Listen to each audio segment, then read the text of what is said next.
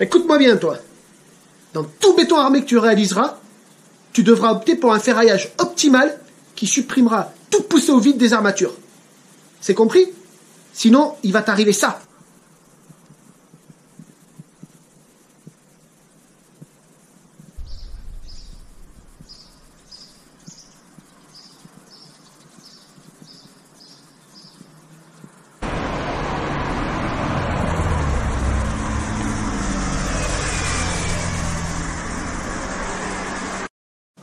Ouais, moi je veux bien respecter les règles de l'art pour faire du bon boulot, mais c'est quoi la poussée au vide des armatures? Elle est pas con cette question. Je vais sortir quelques feuilles, quelques crayons et...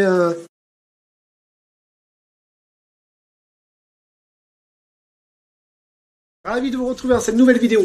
Cours théorique numéro 2, consacré à la poussée au vide du béton armé. Dans la partie 1, je vais faire quelques rappels élémentaires sur le béton. Dans la partie 2, je vais vous expliquer qu'est-ce que c'est que la poussée au vide. Et dans la partie 3, je vais vous montrer quelques exemples de ferraillage qui permettent d'éviter la poussée au vide. C'est parti!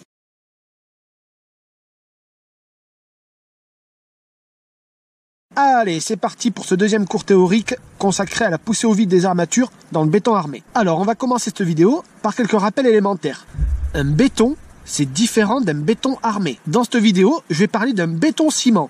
C'est quoi? C'est un matériau fabriqué à partir d'un mélange de plusieurs constituants. Ces constituants, c'est de l'eau, du sable, des graviers et un liant.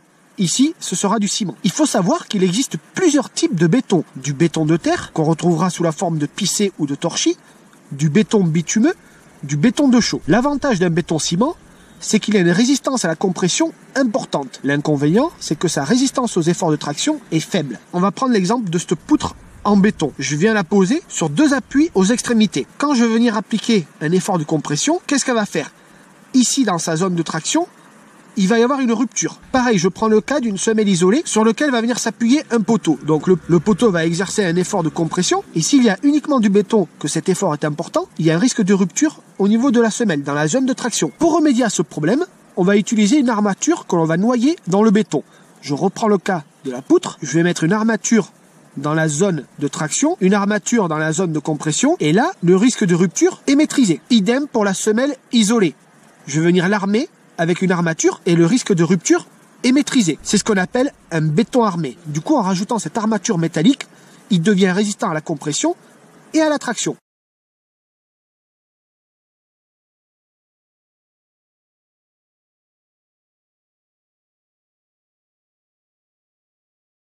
Ça, c'était le premier rappel.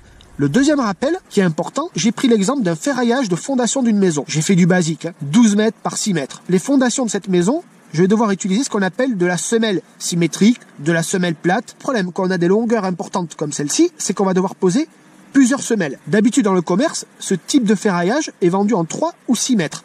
Donc, dans la partie 6 mètres, ça pose pas de problème.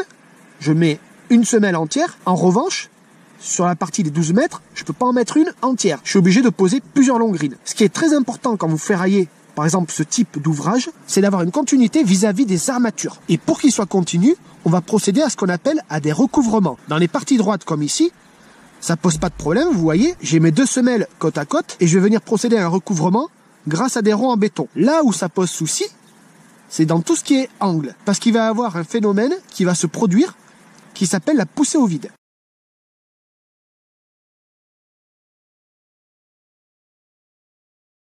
Alors, comme je le disais en début de vidéo, il convient d'adopter un mode constructif qui permet d'éviter tout désordre engendré par la poussée au vide des armatures. Mais c'est quoi cette poussée au vide? Toute armature courbe et tendue exerce sur le béton une poussée dans le plan de la courbure et du côté de la concavité. Un petit rappel, voilà une armature courbe. Le côté concave est ici, le côté convexe est là. Ici, je risque d'avoir ce qu'on appelle une poussée au vide. En revanche, si l'armature est comprimée, la poussée est exercée du côté de la convexité, c'est-à-dire là. Voilà ce que c'est que la poussée au vide. Alors comme ça, c'est pas trop parlant, on va prendre un exemple sur un ferraillage. On va revenir sur le ferraillage de l'angle de la fondation dont je vous parle précédemment. Donc là, vous voyez, j'ai mes deux longrines qui sont côte à côte. Comme il faut que j'ai une continuité vis-à-vis de ces deux longrines, je vais devoir procéder à un recouvrement. Et voilà ce que font beaucoup de gens.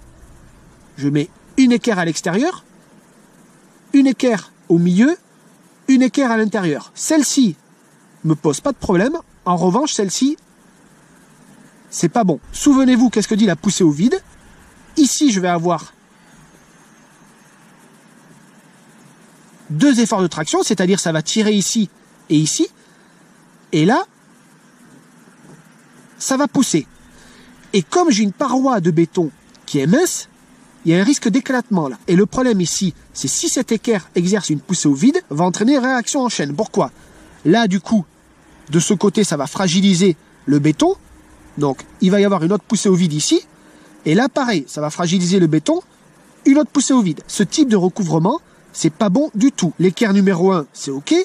L'équerre numéro 2, c'est très bien aussi. L'équerre numéro 3, c'est pas ça du tout. Il faut adopter un mode constructif qui permet d'éviter tout désordre engendré par la poussée au vide des armatures. Donc il va falloir que je trouve une solution pour contrer cette poussée au vide due à cette armature. Voilà par exemple une solution type.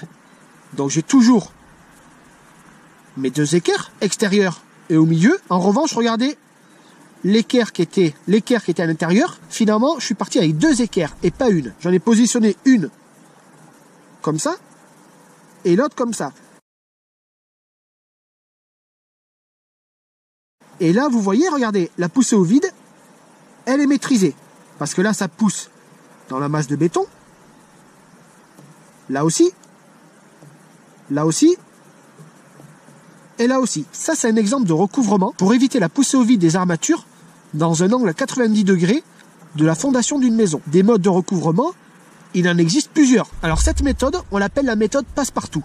Pourquoi? Parce qu'elle passe quasiment dans tous les cas de figure. Maintenant, ce n'est pas la seule. Il en existe plusieurs des méthodes